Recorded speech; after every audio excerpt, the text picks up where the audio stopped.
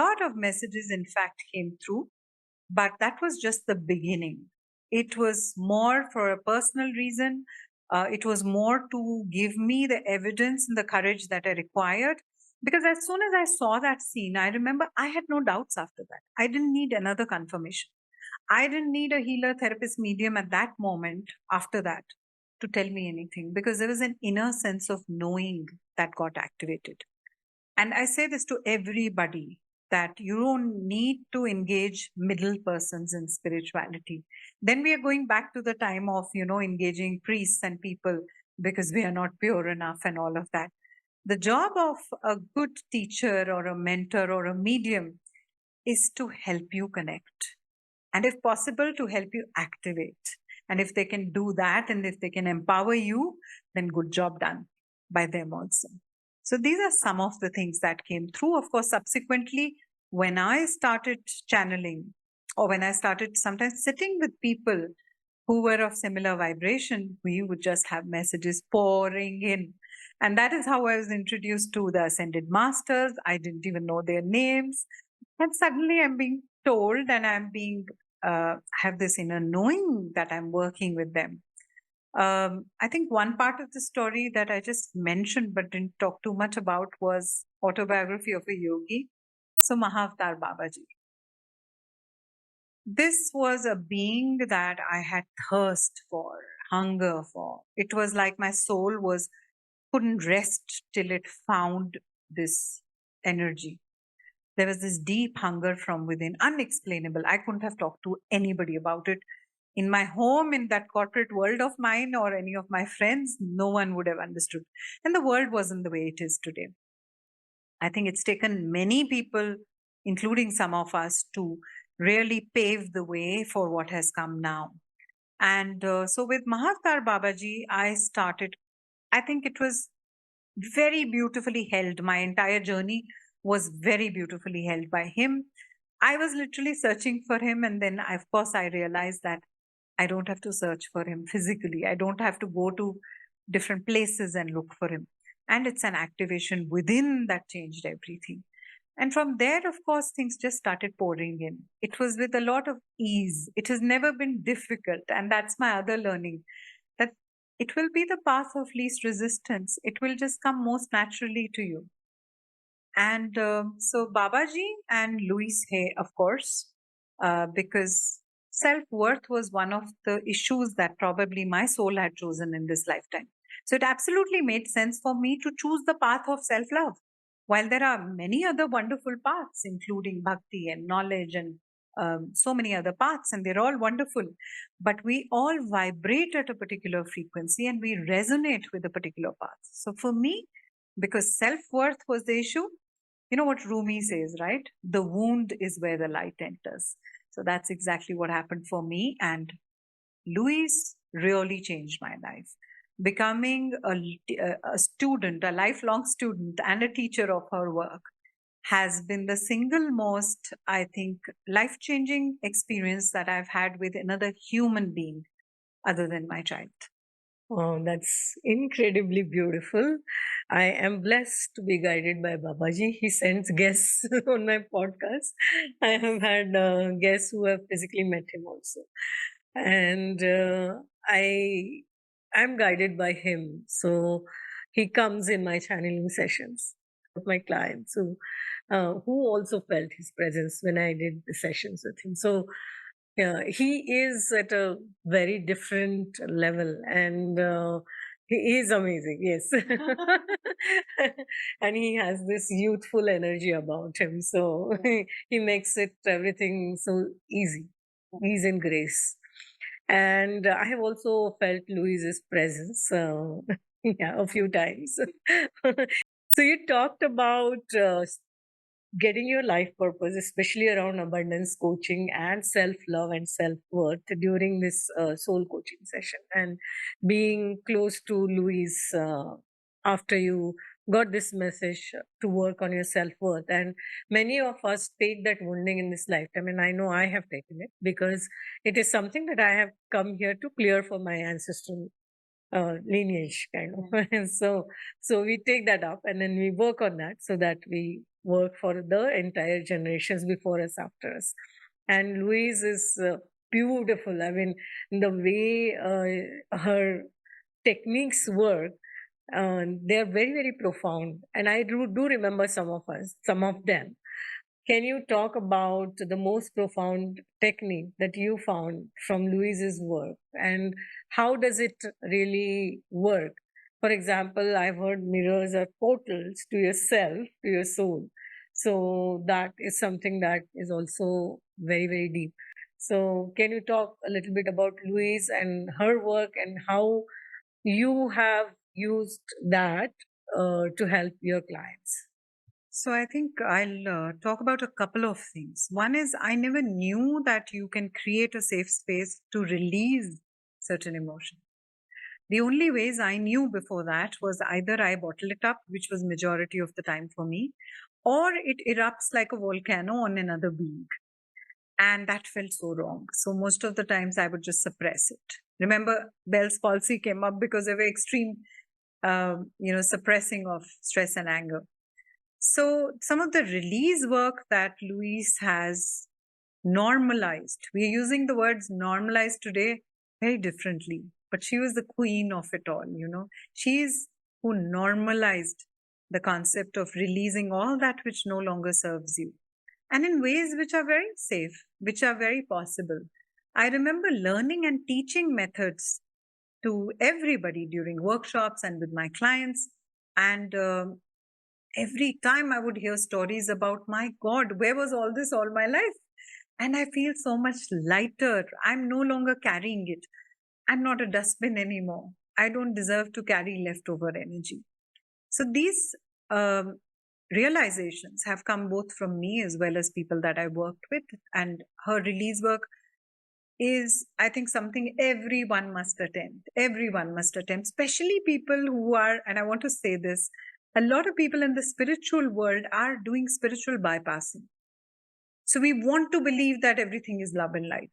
We want to somehow have this notion of, oh, beings of higher consciousness never get angry, they never experience this or that. And that's a very three-dimensional perspective. That's something you hear from people when you've done some self work, and the first time you get angry after that, you're sure to hear from your family or from people around you, oh, you've done so much work on yourself. How are you getting angry? What's the point of all this self work if this is how you are? We're using words like gaslighting now. Back then, I didn't even understand it. But that's what was happening to every spiritual seeker. The humanness of your journey does not go away. And when it does, it's back up time, by the way. So, for all those who are seeking, okay, in this life itself, I need to be this realized being and I need to live as that. You've come into a lifetime with many human components to play with, to enjoy, to experience, to evolve from. So have fun with it and don't try and bypass it. Anger is a useful emotion. Guilt is a very useful emotion. Every emotion serves a purpose. And that was a core learning that I had from Louise's work. I remember realizing that jealousy has a purpose. Oh my God. All my life I pretended I'm not jealous. But of course, like any other human being, I would have been jealous. And so I realized jealousy is here to tell me what I want. And so when I look at a person and I look at you and I say, Akanksha, but I'm not saying it, but I'm envying or I'm jealous of something that you have. That's very different from me just coming up to you and saying, Akanksha, I'm so jealous of you.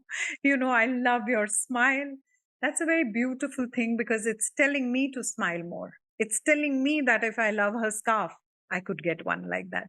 So, in the right proportion and given the right outlet, every emotion serves a purpose. Nothing is not created by the divine. So, how can it be useless? Even the leaves that fall from trees, you can compost them. So, human emotions are exactly like that. Anger helps you get the energy sometimes, it helps you know when your boundaries are being violated. This whole understanding of so called negative emotions, I think, has been one of the greatest contributions of Louise for me and for many other people. Now, when it comes to techniques, it's so hard to pick one. But for the sake of picking one, I'm going to say mirror work. Mirror work, because mirror work is something that she popularized. I'm sure it has existed before that. It has existed in shaman traditions. It has existed in the form of reflective surfaces like a lake as well. But the beauty of mirror work is it can be done at the level of consciousness that you are at. You can begin just by picking up the mirror, looking into your eyes, facing all the self criticism that comes up. Oh, I see fine lines. Oh, I've got dark circles. Oh, why is one brow higher than the other? Oh, I've got some grays. And that's everybody, by the way. Your first response will usually be criticism for yourself. So you can even start at that level and start facing and releasing the inner critic. You can then even move on to giving yourself love. Just something as simple as picking up the mirror and saying to yourself, I love you. I really, really love you. And if you do this for long enough, and try this, like seriously try this, because it's one thing to hear it from me or her, it's another thing to try it. And so when you begin doing this consistently, there will come a point where you will literally start your inner child healing through this. You will literally start healing your pain body through this. Those of you who are into mindfulness, your pain body will start getting dissolved with mirror work. So these are some of the levels, but you move a little deeper, and there you are, like you said, these are portals. Mirrors are portals, and you can actually start dissolving and merging two different realities. But I would say to everyone, don't be in a hurry to get to that point. A lot of supernatural, soundingly supernatural things are very fascinating for everyone. Start with baby steps, create a solid foundation, get your lower chakra sorted, get the aspects of your lower chakra sorted, get your material life sorted. Make sure you have good, nutritious food and sleep and self care in place, and then talk about other things. There's no point in in ignoring yourself, in doing exactly what the world has done with you, and professing to connect to higher dimensions and making yourself suffer. So my thing is that with everybody, start strengthening aspects of your lower chakras first. Okay, so your material life first, and then everything else. With Louise, of course, mirror work is something that when I see people using it, and most of my clients use mirror work, I've often seen that there is a lot of resistance. Most people would say, I'm happy with affirmations. I'm very happy to do a visualization. I'm more than happy to do this, that, and the other. But mirror work is not really talking to me. And the moment I hear that statement, I know that there is work to be done. But of course, the game is between us and the subconscious mind or the pain body of the other person who is rejecting mirror work because stuff is coming up. Because you are no longer in the comfort of pain. And so with mirror work, I've also realized people do have a lot of resistance. Each episode of mirror work is different. There have been times where I've struggled to connect with the being in the mirror. I usually look deep into my eyes. And when I look deep into my eyes, slowly the exterior starts fading. And when the exterior starts fading, there is a completely different level that you are able to access, ranging from looking into your childhood self to looking into your higher self to looking into other worlds, other existences, other dimensions in which you exist, by the way, at the same time as now. So these are some of the things I can share now. I have had amazing experiences of mirror work, as well as when I attended Louise's workshop. One experience I do remember very clearly that when I was looking in the mirror and I was just saying one affirmation, I deserve to be wealthy and abundant. And I just couldn't say that. I started crying and I realized why I had that block also. Yeah.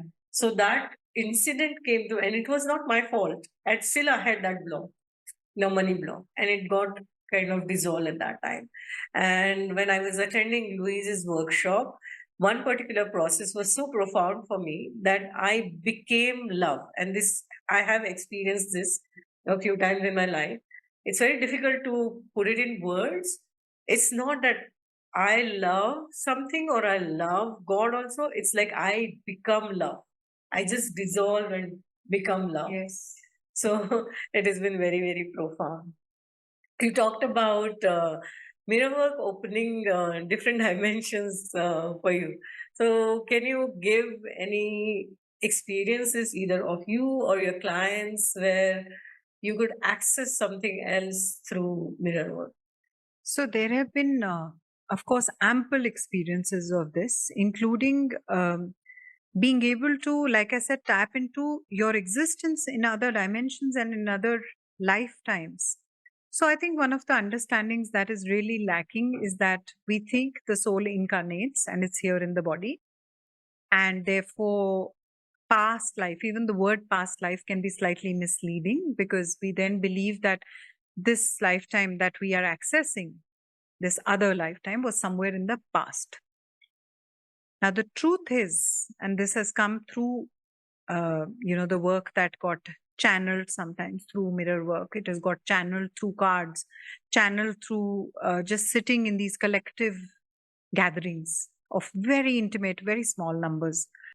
So what happens is that when a soul incarnates into a particular body, it's not as if the entire soul body, the entire umbrella or the overarching higher self has incarnated into one little body. It could be that there is an aspect of your spirit here in this body, which I've named Vidisha, right? And there could be another aspect even right now on this planet. And it could be in other existences as well. It could be in other galaxies. It could be in other dimensions at the same time. So it is all simultaneous. It is not in the past. It is not behind us. So these words can be misleading sometimes. It's not past life. It is a different life, essentially. So with mirror work, sometimes you're able to connect to those parts of yourself as well. And that leads sometimes to a feeling of completion that you've never known. Oftentimes, we are looking for that sense of completion in another human being. You would have heard of people saying, he completes me, she completes me. And often these words are used very loosely. They're not really used in the right context. Um, Very often, through something like mirror work, you actually connect to a different existence of yourself. And then you feel so whole and complete. You feel this sense of completion that you've not had anywhere else with any other human being. And you're surprised at how wholesome this feels, how nourishing this is. So it could be even something like that. You might, depending on the consciousness of the person. And here I want to really add this. It's very important that you evolve step by step in your consciousness and you don't hop, skip, jump, because there is fascination with the occult, because there is fascination with the non 3D. Everyone wants to jump into the bandwagon and say, oh, I'm channeling so and so, and I'm channeling this, and I'm channeling that. And really, if we haven't worked on our consciousness and we've got these gifts, at best, we won't be able to utilize the gifts. At worst, you're in the danger of imbalancing your consciousness. You're in the danger of imbalancing your chakra healing system. So please don't bypass that. Please don't overlook the importance of self work. Please don't overlook the importance of sorting out your reality as it exists on this planet, and then you move. Because let's say a person picks up a mirror and says, oh, I'm connecting to another dimension. I'd be a little alarmed at that. That would be a red flag for me. Because if the person hasn't worked on themselves, hasn't been able to access even working with their inner child, for example, and here you are talking about other dimensions. I suspect very often when I see people who are seemingly insane, that many of them were spiritual seekers and lost the balance and started connecting, and their bodies were not ready for the connection. The lower chakras could not contain the energy. So, in the olden times, under all indigenous cultures, including Indian especially, you had to ready your body for the process. Please don't overlook that. Your food, your lifestyle, your body. Yoga doesn't mean physical exercises. It's literally the union. It's the union of what? The union of you with your higher self, the union of you with all your other levels of existence: mind, body, spirit, mind, body, spirit, higher self, mind, body, spirit, higher self, and the source. or the masters or angelic realms or whichever dimensions are coming to you. So it's really important that you take my words with a pinch of salt and you go at your own pace. But yes, there is absolutely the possibility of accessing other dimensions. Is it suggestible to everybody? No, it's not. You could be channeling entities sometimes through mirrors. So if you realize in feng shui, the mirror is covered when you sleep. The mirror is covered for a lot of things. So exercise caution. This is not something to play with first and then learn later. Learn first and then play with it later. Because when portals open up, they don't just open up for divine energies or for that which you think is pure and light and love and all of that. It opens up for beings which are sometimes lost between dimensions. And so exercise caution when you do this. It's very fascinating. Enjoy that juice of learning to propel you forward. But don't put yourself into a situation where you're not able to contain this. Absolutely agree with that. It takes years and years of practices like breath work, meditation, and working on your chakras, working on the alignment so that there is body, mind, soul complete alignment. And it is years in this lifetime, also across lifetimes. Yes. Only then you can advance to the advanced knowledge. Agree with that. You talked about yoga and these practices, and you also talked about how deep impact the autobiography of a yogi had on you. Can you share some experiences of Mahavtar Babaji and Yoganandji that you have personally had?